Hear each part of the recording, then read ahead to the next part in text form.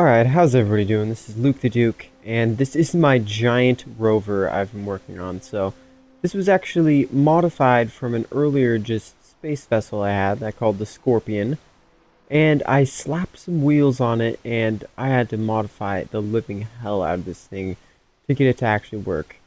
So you can see me down here, with this little tiny dude, so you can actually see the scale of this giant monstrosity. It sort of looks like a monster truck a little bit. But yeah, it's big, guys. I mean, I'm not even up to the rim of the tire. Like, I'm still like a good 8 feet short of that rim. Maybe not 8 feet, like 5 or 6 feet. But it's huge, guys. So I don't even know where to start with this ship. I'm trying to get it to fly. I've been putting thrusters on it. So I've been putting these hydrogen thrusters, so they all have to be hooked up to. They have to be hooked up to the oxygen generators, even when you're in creative. So it's good shipbuilding practices either way. As you can see, I have one more layer on this side than I do on this side. I'm trying to get this thing to fly, guys, and it is just taking everything. I mean, this thing is just covered in thrusters completely. But yeah, it's a massive monster truck. Definitely a little bit intimidating, guys. I may be overcompensating for something. A little bit. I mean, look how big this sumbitch is. I mean, come on. Let's take a look over here at the front. As you can see, you got a connector right here. This has 3 cargo containers, large cargo containers in there. Oxygen generator, refinery, assembler, cannons, a bunch of turrets on it. There's just a bunch of things in there that you need for survival. You can see here on the front we have 4 rocket launchers, and then a 5th one up there, another 2 on these barrels. 7 in total.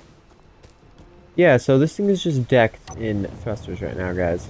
I'm going to cut away to a video of this thing in action, and then we're going to come back to this, and we're going to start our first, one of our first test trials to actually make it fly. At this point, it can hover, and it can go, really fast. It will get up to 100 kilometers a second in less than, 6-7 seconds, guys. But if I were to take it over this hill, I could get it to hover for, 2 or 3 miles, but it won't take off, and it's not a drop ship as of yet. You cannot drop out of the atmosphere to the Earth and then expect not to crash land and destroy the entire fucking thing. So yeah, we're gonna cut to that, and here we can destroy some aliens real fast, show the offensive capabilities. I'm actually in there, so I could be shooting with rockets and shit.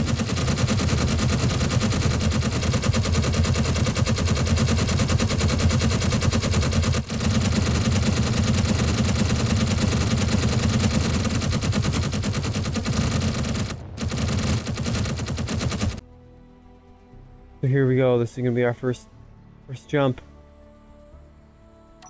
Our first test. Here we go. Nope. No, we still don't have enough. God, we're going really fast. Let's see how fast this thing can stop. Get on my way, get on my way. Oh.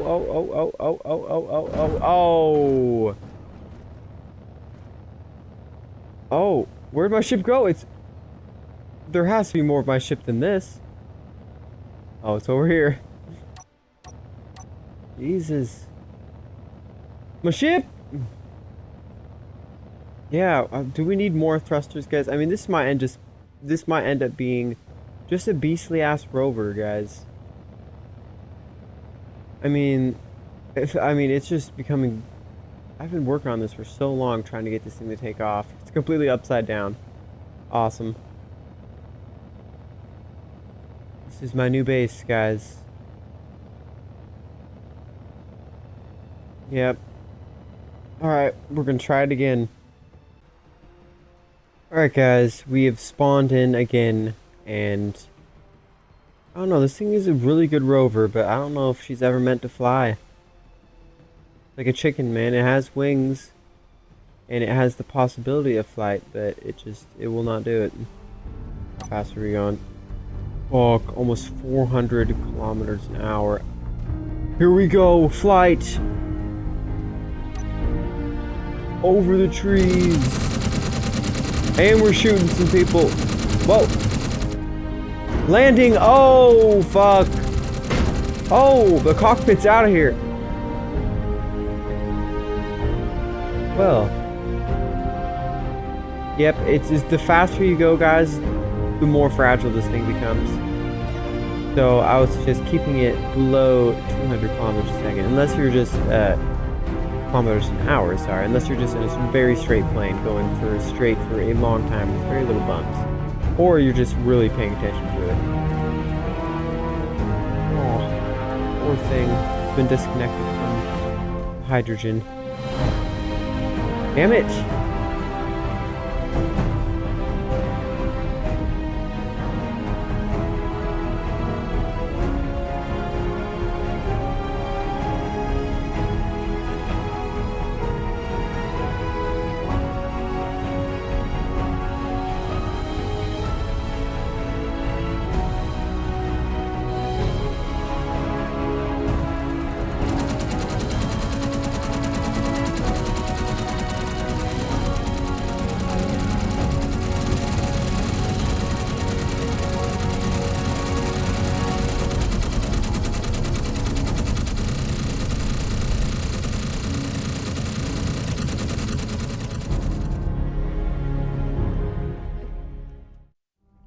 Okay, thanks everybody for watching. This is Luke the Duke. If you'd like to check out this ship, the link is in the description. I'd like to end it by sort of giving you a couple warnings here. Don't go too fast with this thing. If you go over 200 kilometers an hour, you're going to have a bad time. And if you go over 300 kilometers an hour, you're going to start getting a little bit of air. So the faster you go, just hold down C, which would make your thrusters push you downwards towards the Earth and turn up your friction on the tires of the actual ship. So turn up the friction a little bit so you stay on the ground a little bit better. When you're on the moon, you can actually, like the moon planet instead of like the alien or the Earth or Mars or anything. When you're on the moon, the gravity is a little bit different, so you can actually hover.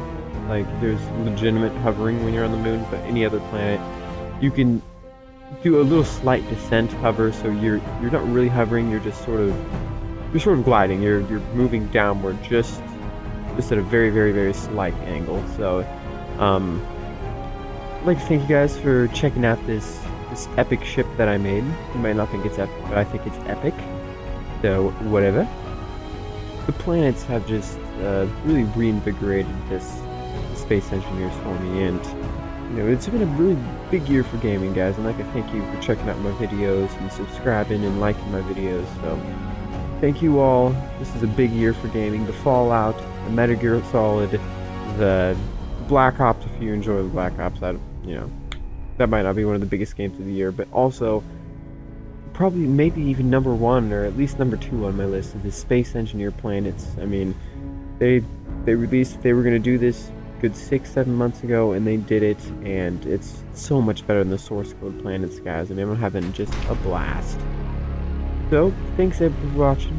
This is Luke the Duke, and good luck, and good night.